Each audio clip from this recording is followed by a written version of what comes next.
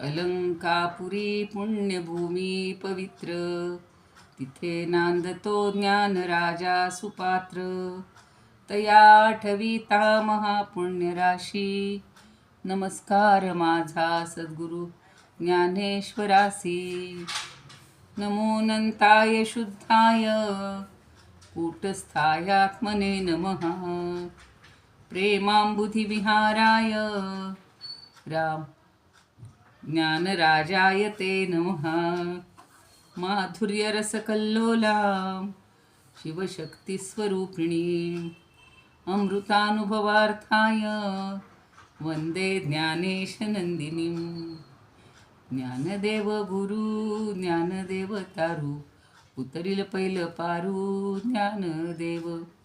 ज्ञानदेव माझा सोय ज्ञानदेव. ज्ञानदेव माता ज्ञानदेव पिता, तोडील भव व्यथा ज्ञानदेव. ज्ञानदेव माझे सोय रे धाय रे, जीवलग निर्धारे ज्ञानदेव. सेनामणी माझा ज्ञानदेव निधान, दाविली निज खूण ज्ञानदेवे. ज्ञानियांचा राजा गुरु महाराहू, म्हणती ज्ञानदेव तुम्हाईसे. मज पामरासी काय थोरपण, पायीची वहाण पायी बरी. ब्रह्मादिक जेथे तुम्हा वळंगणे, इतर तुलने काय पुढे. तुका म्हणे नेणू युक्तीची आखोली, म्हणून ठेविली पायी डोई. म्हणून ठेविली पायी डोई. ज्ञानियांचा राजा गुरु महाराज, म्हणती ज्ञानदेव तुम्हाईसे.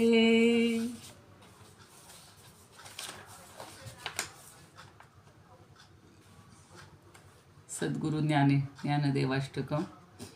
कलावज्ञ जीवोद्धरार्थावतारं, कलाङ्काङ्कतेजोधिकामोदिवक्त्रं. खलानीशवादापनोदार्हदक्षं, समाधिस्थमूर्तिं भजे ज्ञानदेवं. समाधिस्थमूर्तिं भजे ज्ञानदेवम्. अलंकापुरी रम्यसिंहासनस्थं, यदाम्भोजतेजस्फुरद्दिक्प्रदेशं. विधीन्द्रादिदैवैः सदा स्तूयमानं, समाधिस्थमूर्तिं भजे ज्ञानदेवं. समाधिस्थमूर्तिं भजे ज्ञानदेवं.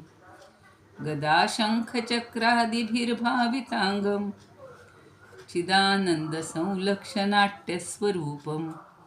यमाद्यष्टभेदाङ्ग योगप्रवीणं, समाधिस्थमूर्तिं भजे ज्ञानदेवं. समाधिस्थमूर्तिं भजे ज्ञानदेवं. लीलायस्य वक्त्राच्छ्रुतिं पाठयन्तं, प्रतिष्ठानपूर्यां सुधीसङ्गसेव्यं. चतुर्वेदतन्त्रेतिहासादिपूर्णं, समाधिस्थमूर्तिं भजे ज्ञानदेवं. सदा पंढरीनाथपादाब्जभृङ्गं, निवृत्तीश्वरानुग्रहात् प्राप्ततत्त्वं. महेन्द्रायणी तीरभूमौ वसन्तं, समाधिस्थमूर्तिं भजे ज्ञानदेवं. रणे कृष्णबीभत्सु संवादभूतो, ऋगीतार्थबोधाय ज्ञानेश्वरी वै. कृतिर्निर्मितायेन च प्राकृतोक्त्या, समाधिस्थमूर्तिं भजे ज्ञानदेवं. चिराभ्याससंयोगसिद्धेर्बलाढ्य, बृहत्व्याघ्रशायी महाञ्चाङ्गदेवः. निरीक्षाग्रकूड्यागतवीतगर्वः, समाधिस्थमूर्तिं भजे ज्ञानदेवं. क्वचित्तीर्थयात्रामिषेणेति नीत्वा, स्वसंवेद्यवेत्तत्वं न जानासि विष्णोः. यतः प्रेषितः खेचरन्नामदेवः, समाधिस्थमूर्तिं भजे ज्ञानदेवं समाधिस्थमूर्तिं भजे ज्ञानदेवं समाधिस्थमूर्तिं भजे ज्ञानदेवं स्वामी नृसिंह सरस्वती विरचितं श्री ज्ञानदेव अष्टकं स्तोत्रं संपूर्णं. ते स्वसंवेद्य म्हणलं पण स्वयंवेद्य त्यांनी म्हणलेलं आहे, त्यामुळं एखादी डोक्यात बसलेला शब्द असतो तो बोलला जातो. सुमिता ते आज काही बोलणार आहे? जय श्रीकृष्णताई. हो, हां पहिल्या प्रकरणामधली शिवशक्तीमधली हां सत्तावन्नावी हां ठीक आहे. 57 मी म्हणत 58 57 अगदीच लहान आहे ताई. चालेल, दोन्ही घ्या, मग दोन्ही घ्या. घेऊ ठीक का? आहे, हो घ्या घ्या. आता हां, संपतच बरोबर. आलंय तसं ते. झालं आता 4च हो राहिले. हो तेच संपत आले. ठीक आहे, म्हणा. हा. मोतियाची किळ होय मोतियावरी पांगुळ आगळे निर्मळ रूपा की.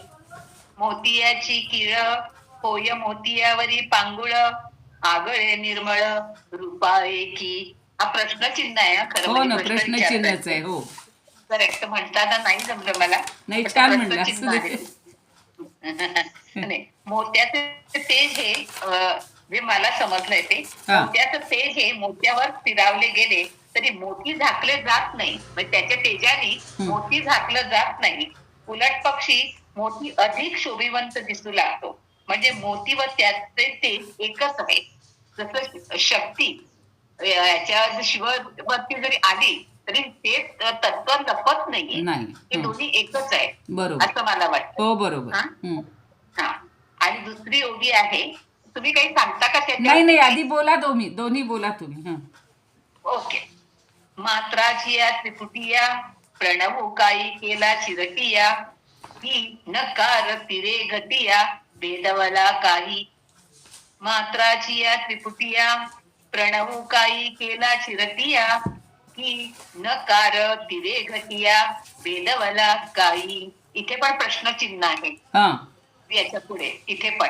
हो, काही हे प्रश्नच आहे तिथे आणि एकी. हा हा, म्हणजे असं होणार शक्य नाही असं मला वाटतं. हा हा त्याचं. बरोबर आहे. असा भेद काही करता येईल का? असं ओंकारात अकार उकार मकार एकटवले आहेत. या 3 मात्रातूनच ओंकारचा नाद होतो. आपण त्या 3 मात्रा वेगळ्या मोजत नाही, पण त्या 3 मात्रातून ओंकार निर्माण झालेला आहे. आपण 3 मानत नाहीये, हो हो पण त्याच्यातूनच ते होतं. बरोबर. तसेच पूर्वी न हे अक्षर ए असं लिहित असे. त्या 3 रेषा मिळून न होतो, पण त्यात भेद नसतो. त्या 3 रेषेतूनच नकार निर्माण होतो. म्हणजे 3 रेषा जरी असल्या तरी तिथे एकत्वच आहे, अभेदच आहे. बरोबर. जरी दिसायला 3 दिसल्या तरी. हो. आणि आज आश्चर्य म्हणजे मला आज सकाळी पण त्यांनी तेच सांगितलं, त्रिपुटीवरती सांगितलं. आणि त्याच्यावरती थोडस मला सांगायचं, 1 मिनिट घेते मी तुम्हाला. खूप वर्षाआधी ज्यांना मी सद्गुरू मानते आता नाही आहेत त्या, त्यांचा सत्संग मी 25-30 वर्षाआधी ऐकत होते. मी तिथे राहत होते तिथे. त्या खूप, आणि त्या सिंधी होत्या. तर त्या तिरपुटी म्हणायच्या. त्रिपुटी म्हणता येत नव्हतं. हा, नाही म्हणता येत नाही. मला काहीच माहिती नव्हतं. म्हणजे आता माहिती याच्यातला भाग नाही, आता ऐकलंय त्यांनी. पण आता त्याचं मला असं वाटलं की इतक्या वर्षांनी त्याचा आत्ता कुठेतरी मला थोडा त्याचा अर्थ. त्रिपुटी म्हणजे काय, म्हणजे शब्दांनी असं नाही. त्रिपुटी म्हणजे त्यांच्यात आमच्या सत्संगमध्ये इतका वेळे त्या सांगाय. आम्ही त्यांना भगवान म्हणत होतो, आजही भगवानच म्हणतो त्या नसल्या तरी. तर तिरपुटी खूप त्यांच्या म्हणजे आपल्या सत्संगमध्ये म्हणायच्या. पण तेव्हा त्याचा मला अर्थ कळला नाही किंवा महत्व कळलं नाही. पण आज सकाळी पण त्यांनी सांगितलं आणि आता पण तिथे येतं. हे मला तुमच्या सगळ्यांची शेअर करायचं होतं. अच्छा, बरोबर. किती वर्ष लागली? 25 वर्ष लागली ते थोडस समजायला. त्रिपुटी त्यावेळी त्या काय सांगत होत्या. हो ना, खरं. त्यावेळी महत्वही कळलं नाही, कारण कळलं नाही म्हणून महत्व कळलं नाही. पण आता म्हणजे थोडस समजायला लागलं. धन्यवाद ताई, ऐकून घेतल्याबद्दल. थँक्यू. तुम्ही छान सांगताय. आता मस्त, आता सगळ्यांना समजावून द्याल. माझा अनुभव आहे ते सांगते तुम्हाला. नाही, पण हेच आता रिलेशनच आपल्याला सांगता आलं पाहिजे. आता आज सुद्धा आमच्याकडे हे आले होते, भोंग काका म्हणून आहेत, दासबोधाचं जे करतात ना ते. आणि त्यांनी तेच सांगितलं की कालचा जो मनाचा श्लोक होता त्याच्यावर ज्ञानेश्वरीतल्या कालच्याच ओव्या कशा जुळतात. म्हणजे हे इतकं आता माणसाला पॅरलल लक्षात यायला लागलं. नाही तर 2 ग्रंथ पूर्ण वेगळे आहेत, पण तरीसुद्धा त्या सगळ्यांच्या विचारसरणीमध्ये एक वाक्यताच असते.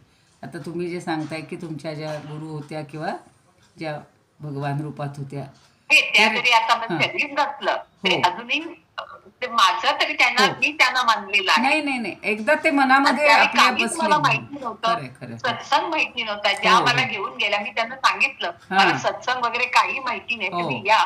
आणि फ्रॉम डे वन ते हम्म, अजूनही मी त्या सत्संगमध्ये त्या इथे नसल्या तरी चांगलं आहे. आहे चांगलं आहे. तसंच काल आम्ही आपला हा क्लास झाल्यानंतर मी म्हटलं जरा झालं होतं ना 5:45-6च्या आधी आवरलेलं होतं आपलं, तर मग म्हटलं आधीच आपण ते एका देवाला जाऊन येतो, मग पुन्हा संध्याकाळ झाली की उशीर होतो, अंधारही होतो. निघालो तर वाटेत एक जण म्हणजे ज्यांच्याकडं काल लग्न होतं तेच पुन्हा तिथे इथं कोपऱ्यावरच भेटले आणि म्हणे इथं सत्संग आहे, चला म्हणे तिथं दर्शन घ्यायला चला. ते म्हणे आम्ही परत येताना येतो, खूप गर्दी होती. पण कुठेही बघा भगवंत आपल्याला कसे बोलवतात, हा त्याचा एक मला प्रत्यय आला तुमच्यासारखंच. तर अगदी खरं. हे खूप कधीतरी खूप सांगेन मी त्यांची हां, कशी. अगदी खरं आहे. सांगा. आणि खूप जण बाहेर नाही पडत होते. सांगायची त्यांची माझी तर वेळ घेते सगळ्यांचा, पण सॉरी फॉर दॅट. पण त्यांची माझी ओळख सुद्धा मी एकदा हॉटेलमध्ये भेटलो. अरे बापरे. कोणीतरी मला भेटायला आले होतं, ते काहीतरी पार्सल होतं भेटलं आणि तशीच म्हणजे त्यांनी मला तिकडनंच घेऊन गेले ते सत्संगला. हां मला हां हां, सांगायचं म्हणजे त्याचं इतकं मला काही इतका माहिती इतका नव्हतं. योग आला अक्षरशः तुम्हाला. वेळ हं, खात होते. वेळ बरोबर. खायला गेले होते मी. नाही असं म्हणजे हाच योग असतो. योग कशाला म्हटले मी. अगदी अगदी म्हणजे मला हो. तिथेच त्यांनी असं मी म्हणेन ती पकडलं म्हणा की काय असेल हम्म, ते. माझं नशीब त्यांची खरं कृपा, खरं. माझं नशीब त्यांच्याशी म्हणण्यापेक्षा तुमचा योग त्यांची जुळून कृपा. यायचा होता आणि त्यांच्याकडून अगदी ज्ञान अगदी मिळायचं. अगदी धन्यवाद सगळ्यांना. हो. सॉरी या म्हणते त्यांचा नाही नाही, वेळ पण घेतला. उलट असे अनुभव मी कालही एक जणांना म्हटलं की तुम्ही आपल्यामध्ये येतात पण म्हणे आम्हाला बोलायला. म्हणलं असं नाही आहे, प्रत्येकाने तिथे एखादं वाक्य कावीनं किंवा काही कावीनं आपला अनुभव असेल किंवा न समजलेला असेल ते विचारा, समजून घ्या, आम्हाला सांगता आलं तर आम्ही सांगू, असं एक आहेच. आपला वर्ग म्हणजे काही असं हे नाही आहे सगळं तत्त्वज्ञान फक्त ऐकायचं असं नाही आहे. अनुभवातनंच आता अनुभवामृतच शिकतोय ना आपण. तर काल मग तिथे हे म्हणाले की आम्ही नंतर येतो आणि खूप गर्दी होती. म्हणे गर्दी खूप दिसते, पण नंतर थोडासा ओघ कमी झाला. म्हणलं नाही आपण दर्शन म्हणल्यावर आधी पटकन जाऊन येऊया, म्हणून गेलो आम्ही. 3 मजले चढायचे होते. आता थोडासा त्यामुळं वेळ गेला आमचा, पण मला छान वाटलं. आणि मग गेलो तर शेवटी दत्तात्रेयांचीच तिथं मूर्ती होती, दत्तात्रेयांचीच पूजा होती आणि समर्थ रामदास स्वामींचं त्यांनी आता काहीतरी तिथं चिंतन सुरू केले. पूर्वी एका वेगळ्या ठिकाणी होतं, 100-150 लोक जमायचे आणि आठवड्यातनं एक दिवस कायम येतात लोक. म्हणजे मला एवढंच सांगायचं की प्रत्यक्ष येणारे सुद्धा असे लोक आहेत आणि ती एकदा गोडी लागली ना की माणूस सोडत नाही. आपण आता ऑफलाईन ऑनलाईन सगळे दोन्हीचे अनुभव घेतो आहोत, पण हा जो आहे भेदाचा भाग, भेद हा सगळा संपवला की मग सगळं एकरूपता येते आणि ती आपल्या जीवनामध्ये कशी आणायची हेच आपल्याला शिवशक्तीपासूनही सांगतायत. आत्ता अमृतानुभवमध्ये तेच, म्हणजे आत्ताच्या ज्या प्रकरणात ज्ञान अज्ञानमध्ये तेच पाहतो. आणि ही जी आत्ता तुम्ही सांगितली ओवी ही छान आहे की मोत्याचं तेज हे मोत्याच्या ठिकाणी अचल असतं, म्हणजे चिरंतन असतं आणि त्या तेजामुळं तो मोती अधिक खुलून दिसतो. त्याला एक झळाळी असते, त्यामुळं तो अधिक मोलाचं, म्हणजे ते तेज त्याच्यावर अधिक येतं आणि तो अधिक शोभून दिसतो. मोत्याचं मोलही अधिक होतं. तसे हे प्रणवाच्या 3 जशा मात्रा आहेत तसं णचंही उकार. हल्ली आपण न असा फक्त एक लंब गोलाकार असा तो काढतो न आणि हे काढतो, पण ती पूर्वीची त्यांनी काढून दाखवलेली पद्धत. ण कसा काढायचा तर आपण ए एडक्याचा काढतो, ए एडक्याचा काढतो, तसं करून त्याला तो णचा अर्धा भाग जोडलेला आहे. त्यामुळे त्या 3 रेखा वेगळ्या असल्या तरीसुद्धा त्या एकरूपच आहेत. आणि द्वैताकडून आपल्याला अद्वैताकडंच जायचं आहे, हाच ज्ञानदेवांचा या प्रतीकांच्या माध्यमातून प्रवास ते दाखवत आहेत किंवा तो त्यांचा अनुभव आहे. आणि आपण आत्ताही अनुभव जे घेतो आहे हे काही खूप वेगळे नाही आहेत. पूर्वीच्या ह्या सगळ्या प्रसंगातून किंवा या पूर्वीच्या प्रकरणातूनच पुढे आपल्याला फक्त ते ठसवत आहेत स्पष्टपणे. दुसरं काही नाही. म्हणजे नवनवीन काही त्यात फार खूप नवीन सांगतायत आणि समजण्यासारखं नाही असं काही नाही आहे. तर चलूयात आपण पुढे. छान सांगितलं. कालची ओवी कुणी बोलणार आहे? अनुराधाताई बोलल्या होत्या, मी उद्या सांगेन. हो सांगते सांगा सांगा. ताई, सांगते मी. हां. 26वी ओळी सांगते. हो. तरी काही नाही सर्वथा, आयती जरी व्यवस्था, तरी नाही हे प्रथा कवनाशी पा. हं, आता ह्याच्यामध्ये काय सांगितले, आत्मा नाही असे म्हणले तर तिथं शून्य आहे. हं. आणि हे जर अज्ञान आहे तर ज्ञानी माणसाला ते कळतं, इतर माणसाला नाही कळत, पण ज्ञानी माणसाला कळतं. परंतु हे अज्ञान आहे, अज्ञानी माणसाला कसे करणार? अज्ञानाचा नाश झाल्यावर ज्ञान प्राप्त होते बरोबर. आणि हे सत्य आहे. आणि ज्ञानाला जोडून गेल्या नष्ट झालेल्या अज्ञानाची माहिती कशी होणार? हा जो ज्ञानी आहे तो अज्ञानाच्या नाशातून निर्माण झाला. बरोबर. शुद्ध ज्ञान आहे का? ज्याला नेमके रूप नाही, तो आकार नाही, त्याच्या सिद्ध करायचे कसे? मग ज्ञानाच्या बळावर नाकारायचे का कुठल्या ज्ञान शक्तीवर स्वीकारायचे, हा एक मोठा प्रश्न निर्माण होतो. बरोबर. छान छान, सुंदर. म्हणजे शेवटी ज्ञान आणि अज्ञान ह्या सापेक्ष गोष्टी आहेत. आधी अज्ञान असेल पण नंतर त्याला ज्ञान मिळालं, ते ज्ञान मिळतं आपल्याला, मग ते ज्ञान शुद्ध आहे असा पुन्हा प्रश्न पडतो, आहे का? आणि त्याचं स्वरूप अजून आपल्याला माहिती नाही आहे. कुठल्या ज्ञानाच्या बळावर आपण ही गोष्ट नाकारायची? म्हणजे काल त्यांनी उदाहरणं छान दिलेली आहेत की का बरं असं म्हणायचं हे शून्य आहे. मग शून्य आहे हे म्हणणारासुद्धा तिथे आहे ना, म्हणजे कोणीतरी आहे ना. काही नाही, किंचितही नाही, काही नाही असं म्हणणं योग्य नाही. काहीतरी आहे आणि ते आपल्याला शोधायचं आहे किंवा तिथपर्यंत आपल्याला पोहोचायचं आहे. अजून तोच विषय पुढं चाललेला आहे. सगळ्यांच्या लक्षात आलं असेल आता. आणि थोडं समजूनच घ्यायचं आहे, कारण आपल्याला काय आहे, जेव्हा दृष्टांत येतात तेव्हा ती गोष्ट छान पटते आणि समजते. तत्त्व काही सांगितलं, सिद्धांत सांगितला की तो थोडासा जड जातो, बोजड होतो. आता पुढची जी 27वी ओवी आहे ती आपण पाहणार आहोत. शून्य सिद्धांत बोधू, कवणो सत्ता होय सिद्धू, नसता हा अपवादू वस्तूशी जरी. शून्य सिद्धांत बोधू, बोधू म्हणजे ज्ञान, शून्य सिद्धांताचं ज्ञान. कवणे सत्ता होय सिद्धू, मग कुठल्या सत्तेवर या कुठल्या सिद्धांतावर ते सिद्ध होतंय? नसता हा अपवादू. आता आपण अपवाद एखाद्या गोष्टीला असतो असं म्हणतो तसा, नसता हा अपवादू वस्तूशी जरी. म्हणजे शून्याची सत्ता म्हणजे शून्य आहे हे कोणाच्या अस्तित्वावरून, कुठल्या वस्तूवरून कळतं किंवा कसं कळतं? तर गुलाबराव महाराज सांगतात की शेवटी शून्य राहतं. जेव्हा ही सृष्टी संपते तेव्हा सगळं शून्य असतं, किंवा वस्तू पण शून्यच आहे असाच जर सिद्धांत सांगितला तर शून्याची सत्ता म्हणजे शून्य आहे हे कोणाच्या अस्तित्वानेच आहे? अहो, तो शून्य तरी दिसतोय ना. म्हणजे शून्य आहे हे म्हणण्यासाठी तरी ते शून्य आपल्याला गृहीत धरावंच लागतं ना. दिसतं ना किंवा आपण त्याच्या आधारावरच बोलतो ना. म्हणजे काहीच नाही हे म्हणणं योग्य नाही. म्हणून शून्य सिद्धांत बोधू, म्हणजे शून्याच्या सिद्धांतानी जो बोध होतो त्याच्यावरून कवणे सत्ता होय सिद्धी. कुणाची सत्ता सिद्ध होते? शून्य नाही, ठीक आहे, सगळं शून्य आहे, पण मग कशामुळं हे सांगतो? कशाच्या जोरावर आपण बोलतोय हा सिद्धांत?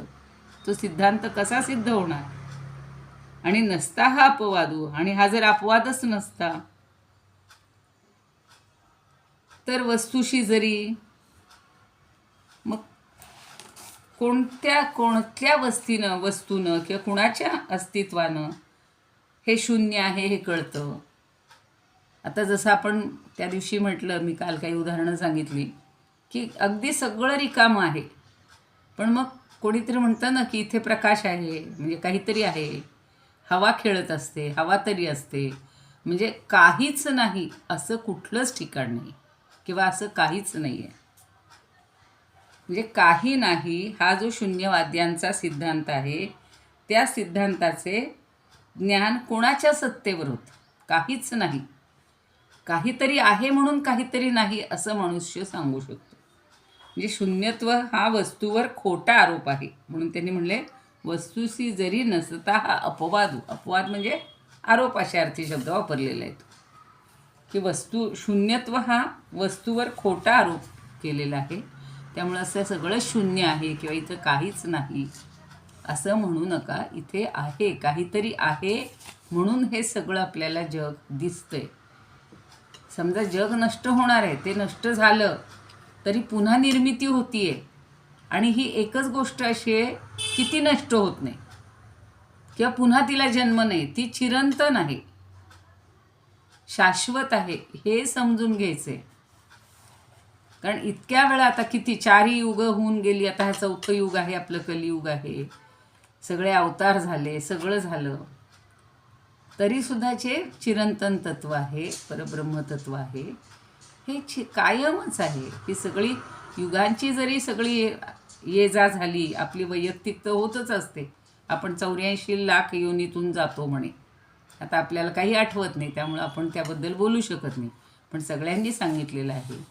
म्हणजेच पुन्हा येरझार ही आपल्याला होती आहे, ही कुणाच्या सत्तेवर?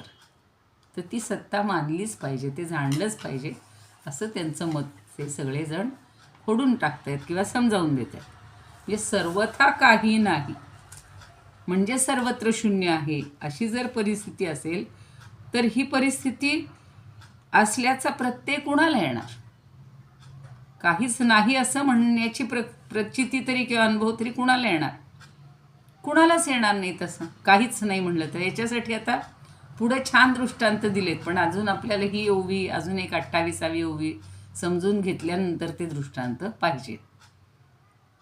आणि काही नाही हा जो बोध आहे तो कोणाच्या सत्तेनं सिद्ध होतो? जर एखादा पूर्वपक्ष, म्हणजे जो बोलतायत माध्यमिक बौद्ध वगैरे, तर जर नेहमी असं म्हणलं जातं पूर्वपक्ष म्हणजे जे कोणी असतील त्यांचं नाव नाही घ्यायचं, पूर्वपक्ष म्हणजे आपल्या विरोधी जे कोण बोलतायत ते, तर कोणाच्या सत्तेनं सिद्ध होत नाही म्हणजे सिद्ध करणारा कोणीच नाही कारण सगळं शून्य आहे, आणि शून्य आहे हे सिद्ध होत नाही. असं जर म्हणलं तर सर्व शून्य आहे हे पाहणारं कोणी आहे का? कोणीतरी असणार ना, सर्व आहे का तसं? आणि मग शून्य पाहणारा शून्याहून वेगळा आहे, भिन्न आहे, असं जर सिद्ध झालं तर तो शून्यवाद भंग पावेल. बघा, एखादी घटना घडते, कुणीतरी पाहिलेली असते, पण ज्यांनी पाहिली तो अदृश्य असतो. अदृश्य म्हणजे दूर असतो. आणि मग जो कोणी गुन्हा करणारा असतो, घटना घडवणारा असतो, त्याला असं वाटतं की मला कुणी पाहिलेलं नाही, म्हणजे हे माझं सगळं लपून जाईल, छपून जाईल. अशा किती घटना घडतात. मग तो सांगतो की नाही बुवा, मला काहीच माहिती नाही, इथं कुणीच नव्हतं, मी काहीच केलेलं नाही आहे. बघा, मी नव्हतो, मी काहीच केलेलं नाही, नकळत वाक्य बोलली जातात. आणि मग ज्या कोणी पाहिलेलं आहे तो तिथे येऊन सांगतो की मी हे पाहिलेलं आहे, मी अमक्या अमक्या बाजूला होतो आणि हे यांनीच केलेलं आहे. तेव्हा ते कोणीतरी साक्षीदार असतो. आपल्याला वाटतं कोणी नाही आहे, कोणी नाही आहे, नकळत का विना कोणीतरी पाहिलेलं असतं, ते त्याला समजलेलं असतं. तसं या सगळ्या विश्वाच्या बाबतीतसुद्धा सगळं शून्य आहे, सगळं शून्य आहे, हे शून्य सांगणारा किंवा शून्य पाहणारा तरी कोणीतरी असला पाहिजे ना. तेव्हा तुम्ही सगळं शून्य आहे कसं म्हणता? म्हणजेच शून्यत्व जर नसतं तर परमात्मा शून्य रूप आहे असा खोटा आरोप त्यांनी केलेला आहे. म्हणजे परमात्म्यालाही शून्य करून टाकलं, शून्यत्व दिलं. आता खंदारकर किंवा हे सगळे तीच गोष्ट थोडी वेगळ्या यांनी घेतात. पुरुषोत्तम देशपांडे म्हणून म्हटलं ना, असे 3 ग्रंथ त्यांनी एवढ्या अमृतानुभवावर रचलेले आहेत बघा. तर ते तेच सांगतात की शून्य सिद्धांताचा बोध कोणत्या सत्तेच्या आधारावर सिद्ध होतो? असणे आणि नसणे, हे आता परवाच्या ओवीमध्ये असणे आणि नसणे ही दोन्ही ज्याला संभवत नाहीत त्या वस्तूला शून्य सिद्धांत लागू करणे हा व्यर्थ आरोप आहे. कळतच नाही ना. दोन्ही गोष्टी ज्याला लागूच पडत नाही त्याला शून्य आहे हे म्हणणं अगदी चुकीचं आहे. आपण एवढंच फक्त लक्षात ठेवूया की असे पूर्वीच्या काळी किंवा आत्तासुद्धा आपल्याला एखादी गोष्ट पटवून द्यायची असेल तर त्याच्यासाठी खूप आटापिटा करावा लागतो. काहीतरी लोकांना काय म्हणतात ना, प्रयोगातनं सिद्ध करून दाखवा किंवा एखादी गोष्ट त्याचा साक्षी म्हणून सांगून ती पटवून द्यावी लागते. आता एवढ्या सगळ्या ब्रह्मांडाच्या रचनेबद्दल सगळे वाद चाललेले होते किंवा इतके मतं चाललेली होती आणि प्रत्येकाचं मत हे पटवून द्यायचं, खोडून सांगायचं. आणि ज्ञानदेवांनी एवढ्या लहान वयामध्ये ही जी रचना केलेली आहे त्याच्यावर इतक्या जणांचे पुन्हा विचार आणि विनिमय, म्हणजे त्यांच्यामध्ये केवढी ताकद आहे समजावून देण्याची म्हणा किंवा सिद्ध करण्याची म्हणा. आता खंदारकर म्हणतात की शून्यवाद्याला विचारतात की तुमच्या शून्य सिद्धांताचं ज्ञान कोणाच्या सत्तेनं प्राप्त होतं किंवा सिद्ध होतं? कोण्या तरी ज्ञात्याचं अस्तित्व ज्ञानपूर्व काळात मानल्याशिवाय ज्ञेयाचं ज्ञान होत नाही. कुणाचं तरी अस्तित्व मानावं. ज्ञेय म्हणजे आता सकाळी आपण पाहतोय त्रिपुटी तर चांगदेवापासून चाललेली आहे की ज्ञाता ज्ञेय ज्ञान हे तिन्ही गोष्टी असतातच तिथे. पण ती जेव्हा त्रिपुटी संपते तेव्हा मग हे भेद उरतच नाही, तर ते नसतंच. आणि शून्य हा एक ज्ञानाला विषय होणारा सिद्धांत आहे.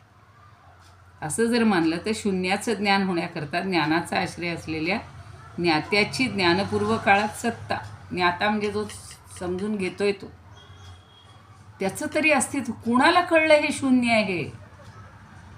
आत्ता कुणी नसेल पण कुणाला तरी ते शून्य आहे हे तरी कळणारा कोणतरी असणार आहे ना.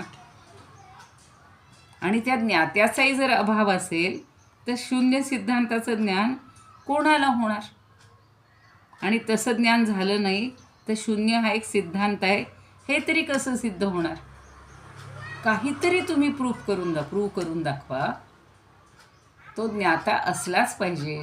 काही सांगायचं झालं तरी तो ज्ञाता असलाच पाहिजे. आणि हा ज्ञाता, मग आता त्याला कोणी प्रमाता म्हणलं, म्हणजे आपण म्हणतो ना प्रमाण, प्रमेय आणि प्रमाता, तर ह्या तीन गोष्टी सगळीकडे ही त्रिपुटीच आहे. मग ते त्या तिन्हींचा जर अभाव मानला तर ते प्रमेयत्व सिद्ध कसं होणार? प्रमेय म्हणजे ज्ञान, प्रमा म्हणजे ज्ञान, आणि ते समजण्यासाठी किंवा प्रमेय म्हणजे ज्ञान आणि ते समजण्यासाठी काहीतरी प्रमाण लागतं, काहीतरी साधन लागतं, कोणीतरी व्यक्ती लागते. असं हे तिन्ही प्रकारे त्यांनी पटवून दिलेलं आहे. आणि म्हणून त्यांनी अनेकांची मतं सांगितलीत बरं काय, की विद्यारण्य मुनी म्हणून आहेत. त्यांनी पण हा शून्यवाद अनेकांनी खंडित केलेला आहे. सगळ्या दर्शनकारांनी हा शून्यवाद खंडित केला. सगळे, न्याय, वैशेषिक, मीमांसा, पूर्वमीमांसा, उत्तरमीमांसा आणि हे पुन्हा वेदांती. तर हे सगळे म्हणजे उत्तरमीमांसा म्हणजेच वेदांती. तर ते विद्यारण्य मुनी म्हणतात की शून्यम आसीद इति ब्रूषे. तू जे म्हणतोयस की शून्य होतं, सद्योगम वा सदात्मतात, हे जे तू म्हणतोयस की हे सगळं शून्य आहे, हे आसीत म्हणजे होतं म्हणतोयस ना. आसीत या क्रियापदानंच काय होतं? शून्याशी अस्तित्व किंवा सत्तारूप किंवा त्या समवाय संबंध, मी तुम्हाला काही संबंध सांगितले होते, पुन्हा सांगेन. तर हा तुला समवाय संबंध विवक्षित आहे का, अपेक्षित आहे का? आणि सत्तारूपाला विपक्षित आहे का, म्हणजे सत्तारूपाच्या पलीकडे आहे का तो? आणि यातलं काही मानलं तरी तुला म्हणावंच लागेल की शून्य आहे असं जे तू म्हणतोयस ते कुठल्या ह्याच्या बळावर म्हणतोयस एवढं मला सांग. तुला समवाय संबंध, आता समवाय संबंध म्हणजे बघा नित्य संबंध, जो नेहमी सांगतात ना महाराजही सांगतात किंवा आपणही जो अनुभवतो की आपल्या प्रत्येकाच्या अंगावर जो कपडा असतो तर त्याचा धागा आणि ते वस्त्र याचा समवाय संबंध असतो, नित्य संबंध असतो. जर सगळ्या धाग्याने ठरवलं नाही याला मला माझी काही गरज नाही मी सोडून जातो, तर ते वस्त्र राहील का? नाही राहणार. असं कुठला तरी संबंध तुम्हाला दाखवून दिला पाहिजे की ही गोष्ट नाहीच, मग त्याला काहीतरी त्याच्याशी संबंधित असणार. अजून एक सुरेश्वराचार्य म्हणतायत, ते पण म्हणतात मानाभावस्य मानत्वम मेयाभावश्च मेयता न्यायम न ते न सातेतीव सहतेतीव यथा तदनुचोच्यते. आता इथं मेय माता म्हणजे आपण जे मोजणं हा शब्द आहे ना, त्याच्यासाठी मान शब्द वापरला जातो आणि मोजण्याचं काहीतरी साधन त्याला मेय म्हटलं जातं आणि त्याच्या ठिकाणी जी असते शक्ती त्याला मेयता म्हटलं जातं. मोजण्याची शक्ती, नुसतं मोजण्याचं मापासून चालणार नाही, तर ती लागते. तर ह्या सगळ्या गोष्टी तुझ्या बुद्धीला सहन होत नाहीत किंवा तुमचं हे मत जे आहे हे कुणालाच सहन होत नाही असं म्हणतायत. आणि आम्ही आता सांगतोय किंवा तुम्हाला असं विचारतोय की तुमच्या मनात प्रमाण प्रमेयांचा अभाव असल्यामुळं अभावाला प्रामाण्य आहे का? आता काल मी अभावाबद्दलही तुम्हाला सांगितलं 4 प्रकारचे अभाव आहेत. म्हणजे अभावसुद्धा शेवटी मानावा लागतो, त्यालासुद्धा अस्तित्व आहे, त्याचंसुद्धा सिद्ध करून दाखवतात. आणि म्हणूनच जास्त खोलात न शिरता आपण एवढंच लक्षात ठेवू की शून्यवाद हा सिद्ध होऊ शकत नाही. शून्यवादाच्या आपण पलीकडे जाऊया. भावो न गृह्यते येन तस्या भावेषु का कथा. ज्याच्यामुळं भाव म्हणजे अस्तित्व स्वीकारलंच जात नाही आहे आणि त्याच्या अभावाचा मग अभावाची तर काय कथा आहे, मग अभाव तर तुम्ही कसा स्वीकारणार आहात. शेवटी कुठल्या तरी गोष्टीला आपल्याला सांगावं लागतं, उदाहरण द्यावं लागतं किंवा काहीतरी काय म्हणतात आपण साक्षी, जसं काल मी म्हटलं तसं या गोष्टी समजावूनच दिल्या पाहिजेत. त्याशिवाय तुम्ही हे शून्यवाद आग्रह करू नका. हा सगळा प्रपंच हा ज्ञानेश्वरीनं किंवा ज्ञानेश्वरीमध्ये हा सगळा एक ग्रंथ आहे, ज्ञानेश्वरी भावदर्शन, म्हणजे सगळं त्याचं तत्त्वज्ञान सांगितलेलं आहे. तर हा परब्रह्म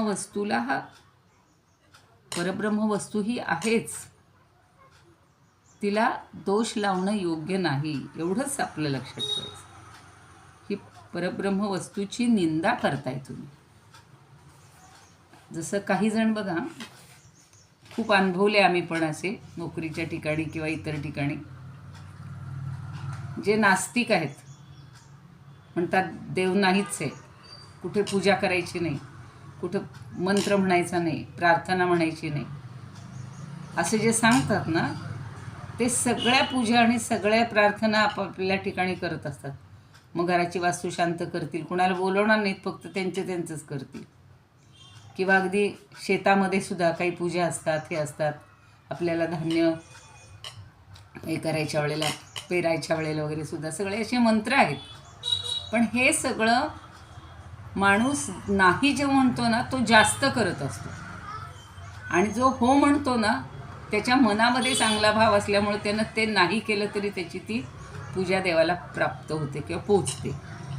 म्हणून हे जे सद्रूप वस्तू आहे किंवा हे जे परब्रह्म आहे त्याला नाही म्हणणं हा तुमचा भ्रम आहे. तुम्ही त्याच्या आपले विचार जे आहेत किंवा आपला जो तुमचा जो सिद्धांत आहे किंवा तुमचा जो हट्ट आहे, तुमचं जे मत आहे ते तुम्ही मागं घ्या असं म्हणायचं. 4 मुलं घरात आहेत, आईवडील दिसत नसले तरी आपण असं म्हणतो का इथं ज्या अर्थी आईवडील नाहीत त्या अर्थी तुमचे कोणी नाहीच आहेत माता पिता, असं होत नाही. तसंच आहे या सगळ्या सृष्टीचं सुद्धा. एवढं सगळं दिसतंय म्हणजे काहीतरी त्याच्या पाठीमागं कारण आहे ना, आणि ते चिरंतन आहे हे लक्षात ठेवायचं. आपले तरी ठीक आहे, आईवडील हे चिरंतन नाही राहू शकत, पण काल मी म्हणलं तसं त्यांच्या आठवणी असतात, त्यांचे काही प्रसंग असतात, त्यांच्या वस्तू असतात, आणि त्याच्यावरून आता फक्त आईवडील असं नाही, जगात आता इतके मोठे मोठे लोक होऊन गेले. कालच आता अटल बिहारींचा वाढदिवस होता. किती छान बघा, म्हणजे पूर्वजांची आठवण ठेवून, त्यांच्या स्मृती ठेवून त्यांचे गुण घेण्यासाठी पुन्हा कुठल्या तरी रूपात त्यांना तिथं प्रगट केलं गेलं. त्यांच्या मूर्ती त्या ठिकाणी किंवा ते पुतळे उभे केले गेले. नाहीतर मग कुणाला काय देणं घेणं आहे हो. कोणी म्हणजे येतील किती जातील किती, असं शिवाजी महाराजांबद्दल आपल्याला जरी लहान मुलाला अगदी माहिती नसलं तरी तो पुतळा पाहिला तरी त्यांना शिवाजी महाराज की जय म्हणावंसं वाटतं. मग कुठेही ते चित्र दिसलं तरी तो एक आदराचा भाग प्रत्येकाच्या मनामध्ये ठसतोच.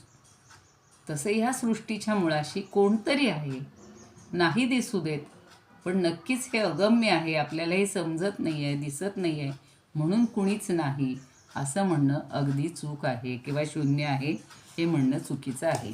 आता आपण संस्कृत बघूया. शून्य एक सांगायचं होतं जय श्रीकृष्ण. दासबोधात दशक 8 मध्ये शून्यत्व निरसन म्हणून समाज आहे ना. हो बरोबर आहे. मला जास्ती माहितीये, फक्त मला आता आठवलं नाही बरोबर आहे. हो हो तेच सांगते की ज्ञानदेव आणि समर्थ यांचे सगळे असे जवळचे आहेत. म्हणजे आता खूप तुलनात मला खरं सांगते ना असं वाटते की हे एकदा संपलं ना माहिती नाही पुढं आयुष्य, पण खूप आत्तासुद्धा ते वाटतं. तुम्ही छान सांगितलं, बरोबर सांगितलं. जसं चांगदेव 65तले परवा दृष्टांत त्या ताईंनी सांगितले होते. शून्य निरसन सगळे बरोबर त्यांनी ते, म्हणजे समर्थ हे नंतरचेच आहेत, दोन्ही अवतारच आहेत, पण सांगण्यामध्ये त्यांच्या शेवटी एकरूपता आहे किंवा साम्य आहे. सांगा आता, बोला तुम्हाला. एकाच तत्वाबद्दल सांगतात ना, वेगवेगळ्या प्रकारे. हो फक्त प्रत्येक जण फक्त वेगळ्या पद्धतीने समजावून देतोय बस. सांगायची पद्धत वेगळी, कदाचित उदाहरण वेगळी, एवढंच आहे. पण हे तेच आहे, ते माहिती नाही आता दासबोधात एक फार छान सांगितलं बघा त्यांनी ते मनाने त्याच्यामध्ये हे केलं बरं का, की हे जे ग्रंथ आहेत ना हे कसे आपल्याला उपयोगी आहेत. अगदी त्या रत्नपरीक्षेसाठी सुद्धा ह्याच्यात आहेत हे सगळे सिद्धांत. तुकारामांनी दिलेत, ज्ञानदेवांनी दिलेत, किंवा हेच नाही का सूर्याचं भ्रमण आहे, हे आहे, हे सगळे आता शोध लावले म्हणतायत सगळे शास्त्रज्ञांनी वैज्ञानिकांनी. हे कितीतरी हजार वर्षापूर्वी सगळं सिद्ध झालेलं आहे, सांगितलेलं आहे. मग ती कुणाची क्रिया आहे, कुणाची कृती आहे एवढी मोठी, आणि एवढा कंट्रोल करणं ही साधी गोष्ट आहे का मला सांगा तुम्ही.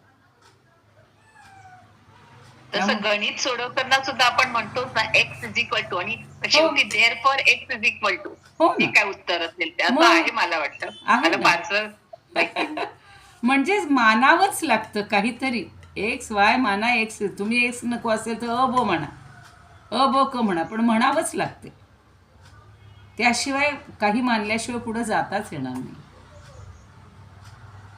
सहज खूप छान आहे. म्हणजे हा विषय ना, शून्य सिद्धांत बोधोयम सिद्धस्यात्. बोला. शून्यवाद हा खोटाच वाटतो. हो म्हणजे काय आहे, शेवटी अज्ञान म्हणा किंवा मीपणा म्हणा, दोन गोष्टी आहेत तिथे, नाही का. मीपणा जिथे आहे ना तिथं दुसऱ्यांचं काही मान्यच करायचं नसतं. असतो की नाही, आत्ता आपण व्यवहारात सुद्धा बघतो की नाही. कसं शक्य आहे, लोक म्हणतात कसं शक्य आहे एवढे शिवाजींनी किल्ले एवढे करणे, कसं शक्य आहे. समर्थांनी एवढी, किंवा समर्थांनी काय, ज्ञानदेवांनी काय, सगळ्या संतांनी पदभ्रमण केलेलं आहे, पायी यात्रा केलेल्या आहेत, सगळ्या समाजाला हे केलेलं आहे, जागृत केलेलं आहे.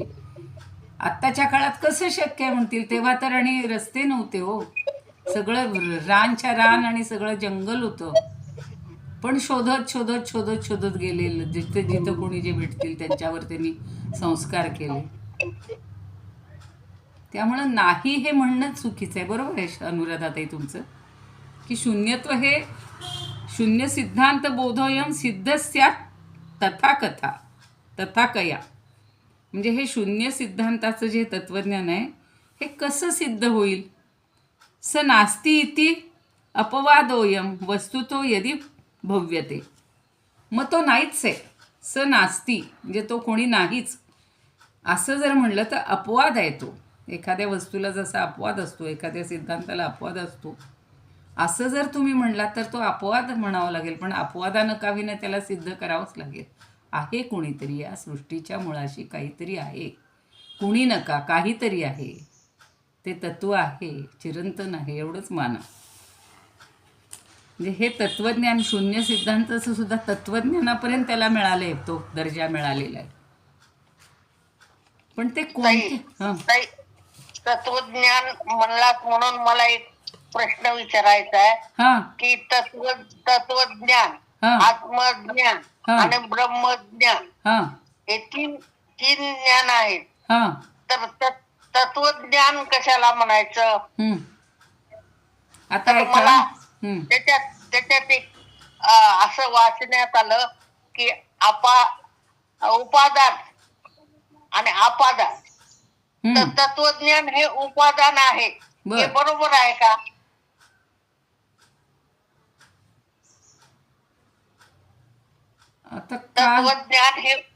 तत्वज्ञान हे उपादान आहे असं वाचण्यात आलं, हे बरोबर आहे का? आता ते मला नीट वाचावं लागेल, त्याशिवाय नाही सांगता येणार.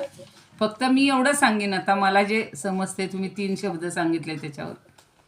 तत्वज्ञान, तर आपल्याकडे तत्वमसी असं जे महावाक्य आहे, येते लक्षात? तत् म्हणजे ते परब्रह्म, त्वम म्हणजे तू, असी म्हणजे आहेस. ते तुला ज्ञान झालं, त्या तत्वाचं तुला ज्ञान झालं किंवा व्हावं, हे तत्वज्ञान. हा, तत्वमसी.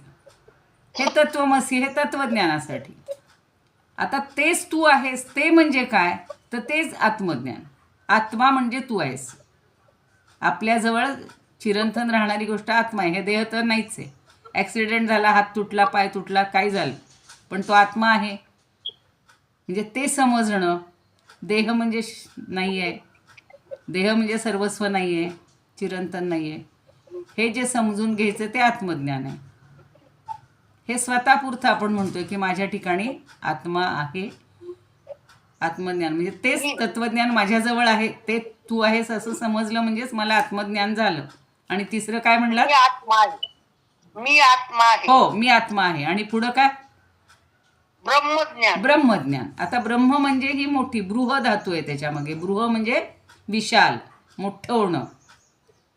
आपण आत्मा हा आपल्यापुरता संकुचित म्हणू किंवा प्रत्येक व्यक्ती, वस्तू, पक्षी, प्राणी याच्यामध्ये जे आहे छोट्या रूपानं, सूक्ष्म भावानं, तो आत्मा.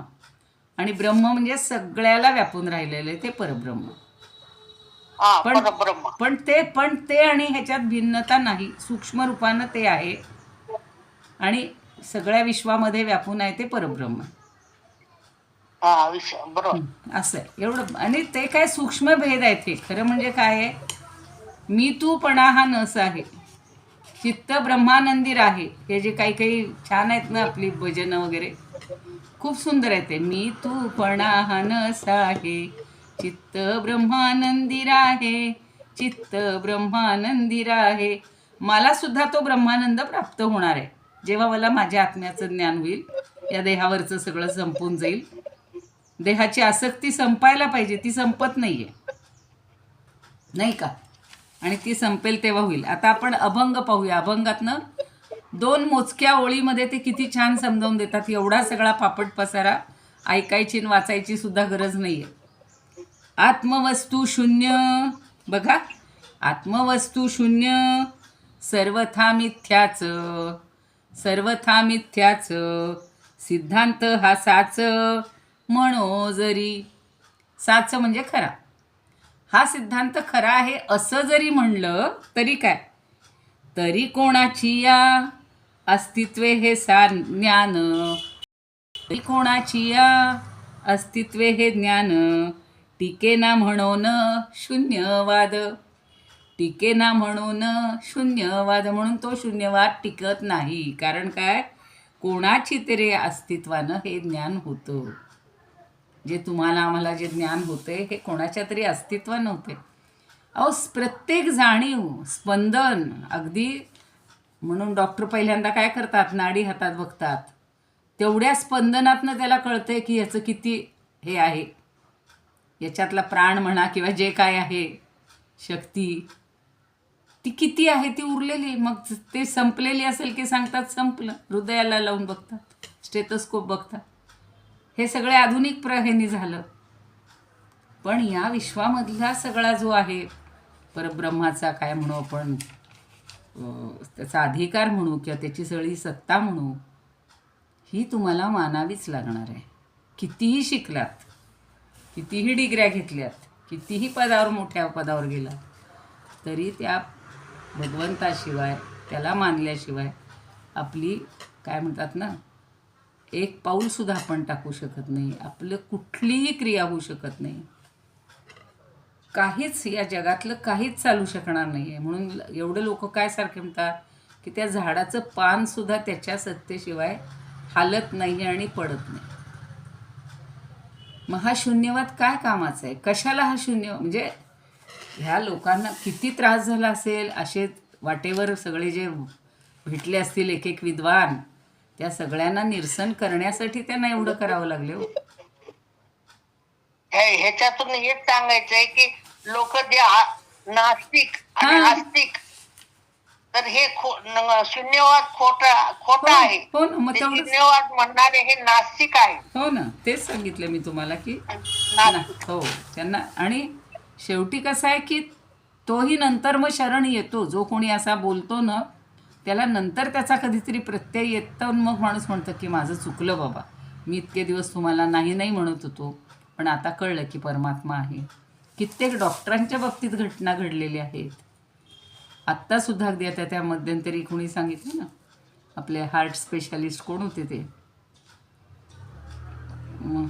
मांडके, नीतू मांडके. तर एके दिवशी ज्या वेळेला अंधार होतो, त्यांना जायचं असतं दुसऱ्या दिवशी ती मीटिंग किंवा काय मोठं हे असेल, सभा, मोठं शिबिर किंवा चर्चासत्र जे काय असेल ते, किंवा तर त्यांना जायचं होतं आणि रात्र झाली म्हणून कुठं तरी राहावं लागतं. तर म्हणून ते एका झोपडीपाशी थांबतात आणि तिथे एक म्हातारी बाई असते, आतमध्ये बाई असते. तिला ते विनवणी करतात की कुणी आत आहे का? तर ती म्हणते हो मी आहे आणि माझी एक फक्त मुलगी आहे छोटीशी, 5-6 वर्षाची असेल किंवा 3-4 वर्षाची असेल. तर म्हणे मी तिला घेऊन इथं कशी तरी दिवस काढते. तर म्हणे तुम्हाला इथे अशा अडचणीत राहायचं असेल तर हां. ते म्हणतात ठीक आहे राहतो आम्ही, तुम्ही आमच्यावर चांगली कृपा केली. ती म्हणते मग तुम्ही कोण काय वगैरे काही विचारत नाही, राहून घेते. आणि मग ती म्हणते की का बरं ह्या मुलीला काय झालं? तर ती सांगते की तिचं लहान वयातच हृदय अगदी नाजूक आहे आणि डॉक्टर फक्त नीतू मांडके हे त्याच्यावर चांगला उपाय करतात असं मी ऐकलेलं आहे. म्हणून मी देवावर विश्वास ठेवला आहे की कधी ना कधीतरी मला नीतू मांडके भेटतील आणि माझ्या मुलीवर इलाज करतील. बघा, हे माहिती असेल तुम्हाला हा प्रसंग. आणि त्यांना इतका आनंद होतो, फक्त त्यांच्या लक्षात येतं की ही बाई देवावर विश्वास ठेवून आणि मग ते त्या मुलीची शस्त्रक्रिया करतात, यशस्वी होते आणि तेव्हा त्यांचा विश्वास देवावर बसतो. तेव्हापासून ते जास्त असंच दुसऱ्याही एका लहान मुलाच्या बाबतीतही, मुलीच्या बाबतीतही असं घडलेलं होतं की ती विचारते डॉक्टर, आणि अगदी आईवडिलांनी आशा सोडून दिलेली असते, सगळ्यांनी 99% नाही म्हणून सांगितलेलं असतं, पण कुठंतरी 1% देवावर विश्वास ठेवून तेवढ्यावर जर झालं तर ह्या मुलीचं, दुसरी मुलगी तशीच असते, तर सांगतात की जर असेल तर तुम्ही प्रयत्न करा. आणि जसे नीतू मांडके तसेच त्या मुलीलाही दुसऱ्या घेऊन जातात डॉक्टरांकडे, अगदी प्रतीती अशा असतात. त्या मुलीला टेबलवर घेतल्यानंतर ती छोटीशी मुलगी आज डॉक्टरांना म्हणते की डॉक्टर तुम्ही देव पाहिलायत का हो?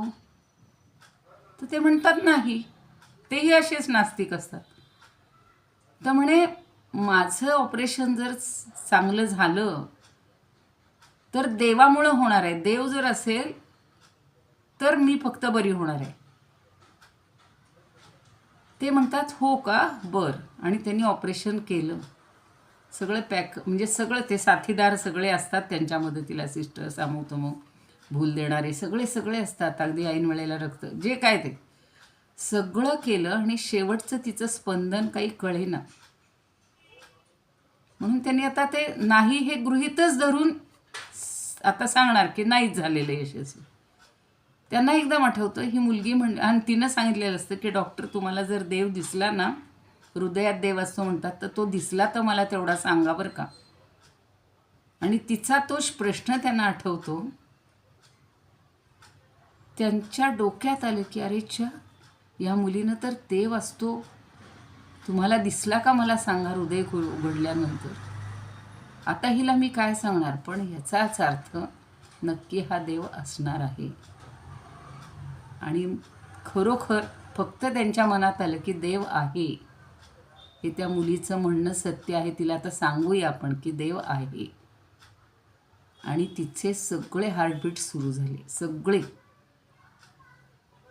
इतके ते आनंदित झाले, सगळ्या स्टाफला अगदी अक्षरशः सगळे म्हणजे नाचायचीच बाकी होती. आणि आईवडिलांचं येऊन त्यांनी अभिनंदन केलं की तुमच्या मुलीच्या देवाच्या विश्वासामुळं आणि तुमच्या विश्वासामुळं ही अशक्य गोष्ट अक्षरशः संपलेलं होतं सगळं. ऑपरेशनचा काही उपयोग होणार नाही असं जाणवलं होतं, पण फक्त त्या देवाचं स्मरण केलं की देव असेल तर मी यशस्वी होईल, असं ती मुलगी सांगते, तर मी जगेन. आणि केवळ तिच्या देवाच्या विश्वासावर आत्तासुद्धा कित्येक, आत्ता काल कोण सांगत होतं, किती घटना घडत आहेत आणि ज्यांचा देवावर विश्वास नाही किंवा काहीतरी कमतरता पडते त्यांच्या ठिकाणी अपयश येतं.